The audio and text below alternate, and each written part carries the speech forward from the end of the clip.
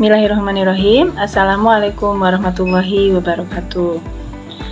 Alhamdulillah hari ini kita bertemu lagi, Ibu dengan kalian, anak saleh dan salehah di kelas 8 ini.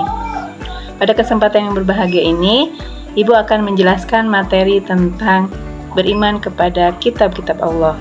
Tapi sebelum kita belajar ke selanjutnya, kita akan mengingat sejenak pelajaran yang kemarin yang telah kita bahas mengenai rukun iman. Di antaranya ada 6. Salah satunya yaitu beriman kepada kitab-kitab Allah. Ibu akan membahas dan menjelaskan secara spesifik tentang beriman kepada kitab-kitab Allah. Tujuan pembelajaran hari ini salah satunya yaitu agar siswa dapat memahami dan menjelaskan tentang beriman kepada kitab-kitab Allah, yang mana kita ketahui bahwa kitab-kitab Allah yang harus kita yakini yaitu berjumlah 4 kitab. Anak-anakku yang saleh dan salehah, kita harus mengerti dulu pengertian tentang beriman kepada kitab-kitab Allah.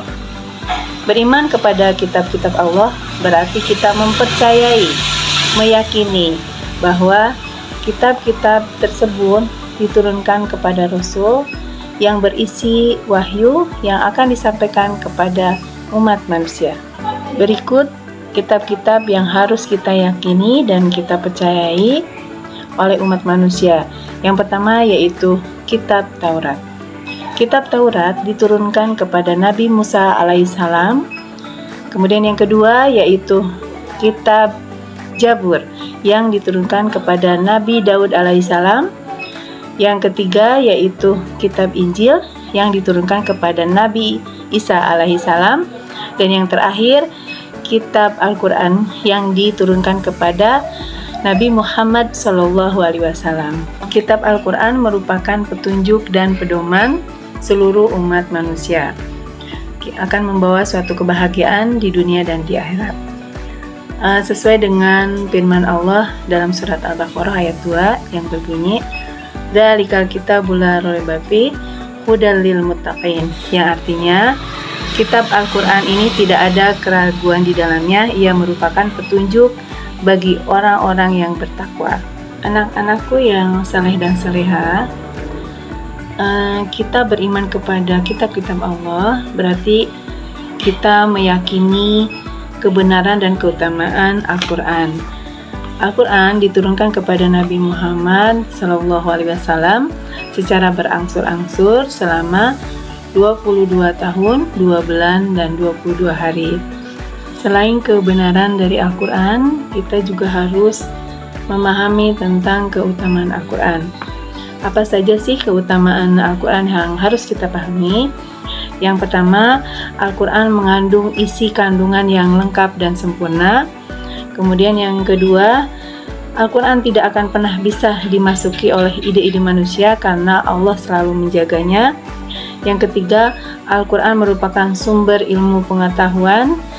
Yang keempat, Al-Quran mengandung ilmu pengetahuan yang tinggi dan luas, sehingga setiap muslim yang sungguh-sungguh mempelajarinya akan mengamalkannya, isinya, dan diangkat derajatnya oleh Allah. Dan yang terakhir, Al-Quran mengandung semua hukum yang sesuai dengan perkembangan zaman dan berlaku sepanjang masa, seperti misalnya akidah, fikih, akhlak, muamalah, dan tarikh atau sejarah.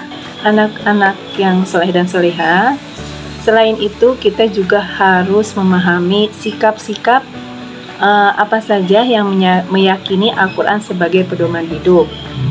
Jadi ada 4 diantaranya sikap kita atau cara kita meyakini Al-Quran sebagai pedoman hidup. Di antaranya yaitu membiasakan diri membaca Al-Quran, kemudian membaca terjemahannya sekaligus, lalu mengamalkan isi kandungan yang telah dipelajari dan dipahami dalam kehidupan sehari-hari, dan yang terakhir yaitu mengamalkannya. kepada orang lain atau kita mengajarkannya kepada orang-orang di sekitar kita. Selain dari sikap meyakini Al-Quran sebagai pedoman hidup, kita sebagai umat manusia, anak-anakku sekalian sebagai generasi penerus bangsa, harus menjadi generasi pencinta Al-Quran. Dilihat keimanan seseorang terhadap Al-Quran dapat tercermin dari kecintaannya terhadap Al-Quran. Bagaimana cara mengetahui bahwa orang tersebut mencintai Al-Quran? Mari kita bahas bersama-sama. Di sini ada ciri-ciri orang yang mencintai Al-Quran.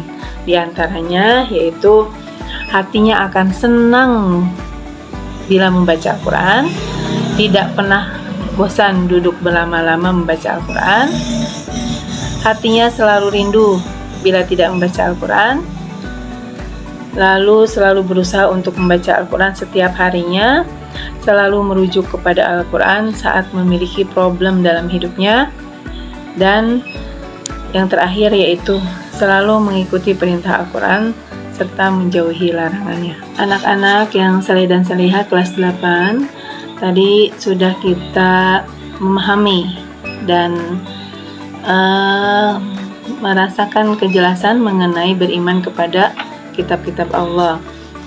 Nah, di sini dalam kitab-kitab Allah tersebut, yaitu ada yang keempat itu yang berbeda.